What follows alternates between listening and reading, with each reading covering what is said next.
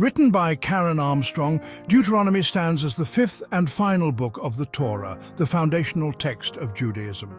Often called Mishneh Torah, or a copy of the law, Deuteronomy reiterates and expands upon the laws and covenants established in the previous four books. It serves as a bridge between the Israelites' journey from slavery in Egypt to their entry into the Promised Land. Deuteronomy is framed as a series of speeches delivered by Moses to the Israelites on the plains of Moab just before they crossed the Jordan River. Knowing his time is drawing to a close, Moses delivers a powerful message of remembrance, exhortation, and warning. He reminds the people of their history, their covenant with God, and the importance of adhering to the law. This book is not merely a repetition of earlier laws, however. It presents them with renewed urgency and relevance as the Israelites stand on the cusp of a new era. Deuteronomy emphasizes the importance of covenant faithfulness, obedience to God, and the dangers of idolatry. It shapes our understanding of Israel's identity, their relationship with God, and their destiny as a people. Moses' speeches in Deuteronomy are imbued with a sense of urgency and deep emotion. He stands as a leader about to depart, his eyes fixed on the future of his people. He reminds them of their past, their deliverance from slavery in Egypt by the mighty hand of God.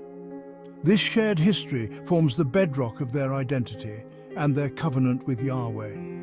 Moses recounts the giving of the law at Mount Sinai, a pivotal moment in their journey as a people. He emphasizes the importance of remembering and internalizing the law, not as a burden, but as a gift, a path to life and blessing. He stresses the importance of teaching the law to their children, ensuring its transmission to future generations. Throughout his speeches, Moses weaves together history, law, and exhortation. He calls upon the Israelites to choose life, to choose obedience, and to choose faithfulness to their covenant with God. His words resonate with a father's love and concern, a shepherd guiding his flock towards a promised future. Central to Deuteronomy, and indeed to all of Judaism, is the Shema Yisrael, found in Deuteronomy chapter 6, verses 4 to 9. Hear, O Israel, the Lord is our God, the Lord alone. You shall love the Lord your God with all your heart and with all your soul and with all your might. These words encapsulate the essence of the covenant relationship between God and Israel. They proclaim the singularity and supremacy of Yahweh as the one true God. The Shema calls for total and unwavering devotion to God, expressed through love, obedience, and the fulfillment of the covenant stipulations. The Shema is not merely a theological statement, it's a call to action, an imperative that shapes every aspect of life. Loving God with all your heart, soul, and might implies a holistic commitment, encompassing every thought, emotion, and action. The Shema, recited daily by Jews throughout the ages, serves as a constant reminder of their unique relationship with God and their ongoing obligation to live out the covenant. A chosen people identity and obedience. Deuteronomy emphasizes Israel's unique status as God's chosen people. This election, however, is not a mark of favoritism, but a call to responsibility. It comes with the obligation to live according to God's laws and to reflect His holiness in the world. Obedience to the law is presented as the key to Israel's success and prosperity. When they adhere to the covenant stipulations, they will experience blessings and abundance in the Promised Land. Disobedience, however, will inevitably lead to suffering, exile, and divine judgment. Deuteronomy portrays a reciprocal relationship between God and Israel. God has chosen them, liberated them from slavery, and provided for them in the wilderness. In return, Israel is expected to demonstrate their love and gratitude through their obedience and faithfulness. This concept of chosenness, deeply ingrained in Jewish identity, emphasizes the profound responsibility that comes with being in a covenant relationship with God. No other gods, the prohibition of idolatry. Deuteronomy vehemently condemns idolatry, the worship of any god other than Yahweh. This prohibition lies at the very heart of the covenant and is repeated with unwavering insistence throughout the book.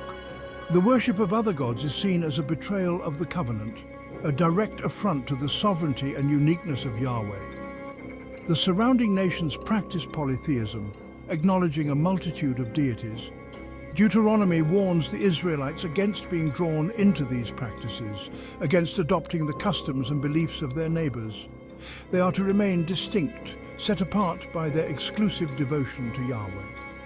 The prohibition against idolatry is not merely a matter of ritual purity, it reflects a fundamental understanding of God's nature and the nature of reality itself.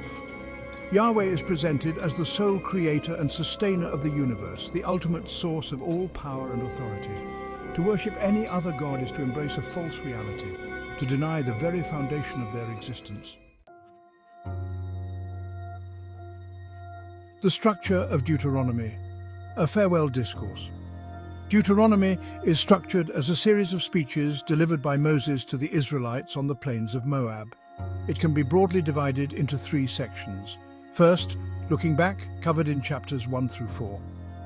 Moses recounts Israel's journey from Egypt to the edge of the Promised Land, reminding them of God's faithfulness and their own failures.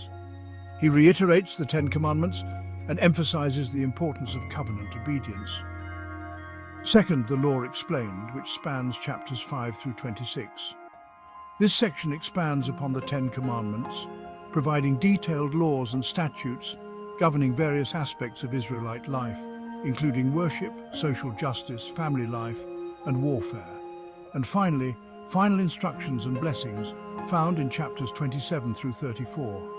Moses sets out provisions for renewing the covenant upon entering the land, pronounces blessings and curses, and commissions Joshua as his successor. The book concludes with Moses' death and a poignant reflection on his life and legacy. This structure, resembling a farewell discourse, heightens the emotional impact of Deuteronomy. It is Moses' final opportunity to prepare his people for the challenges and responsibilities that await them in the Promised Land.